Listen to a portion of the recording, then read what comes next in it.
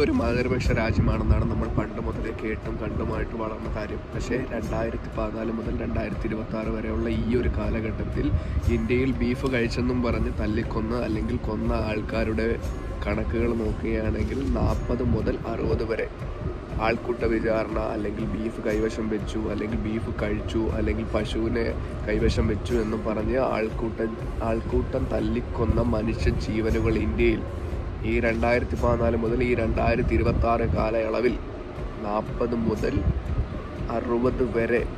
ഇത് ഔദ്യോഗികമായിട്ട് റിപ്പോർട്ട് ചെയ്ത കണക്കുകളൊന്നുമല്ല, പക്ഷേ ഇത് മീഡിയ റിപ്പോർട്ട് ചെയ്ത കണക്കുകളാണ്, ഗവൺമെൻറ്റിൻ്റെ സൈഡിൽ നിന്നുള്ള കണക്കുകളല്ല.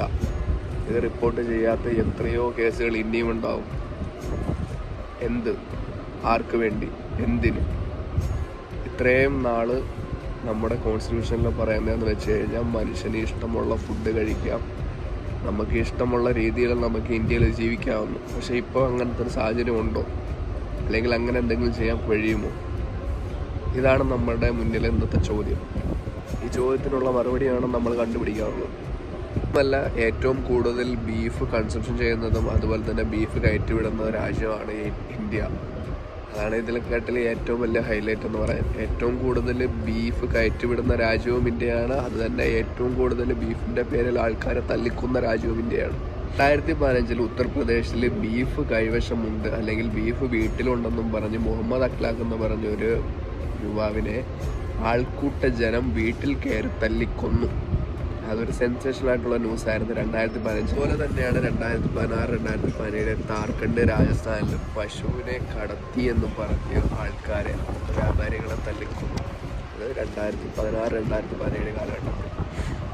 അതുപോലെയാണ് നമ്മളെ 2020-2022 നമ്മുടെ കോവിഡിൻ്റെ സമയത്ത് മനുഷ്യന്മാർ ജീവിക്കുമോ മരിക്കുമോ എന്ന് പോലും ഒരു ഐഡിയ ഇല്ലാന്നുള്ളത്. ആ ടൈമിൽ പോലും ഈ ബീഫിൻ്റെ പേരും പറഞ്ഞ് ആക്രമണം ഉണ്ടായി. പക്ഷേ അത് വലിയ സെൻസേഷണൽ ന്യൂസൊന്നും ആയിട്ടില്ല. കാരണം മനുഷ്യന്മാരുടെ ജീവിതശൈലി തന്നെ മാറിപ്പോയൊരു ടൈമാണ് ആ കോവിഡിൻ്റെ സമയം. മനുഷ്യൻ ജീവിക്കുമോ മരിക്കുമോ എന്ന് പോലും ഒരു ഉറപ്പില്ലാത്ത ടൈമിൽ പോലും മനുഷ്യന്മാരെ കൊല്ലുന്നതിന് ഒരു ദാക്ഷിണ്യം പോലും കാണിക്കാത്ത ആൾക്കാരുള്ള നാടാണ് ഇന്ത്യയിൽ.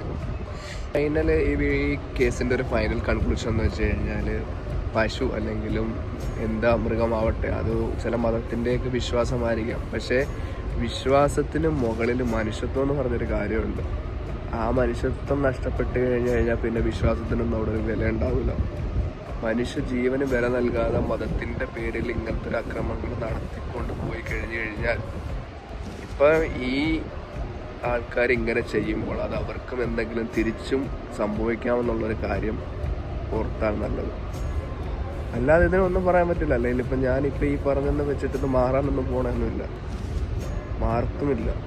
പക്ഷേ അറിഞ്ഞിരിക്കേണ്ട കാര്യം, മനുഷ്യനേക്കാൾ ഒന്നും വലുതല്ല മതം. മനുഷ്യൻ വേണം. ഇപ്പം എന്തെങ്കിലും സംഭവിച്ചു പോയി കഴിഞ്ഞാലും മനുഷ്യനാണ് ആദ്യം വരുന്നത്. മനുഷ്യനും മനുഷ്യത്വം നഷ്ടപ്പെട്ടു പോയി കഴിഞ്ഞാൽ പിന്നെ ഒരു കാര്യമില്ല.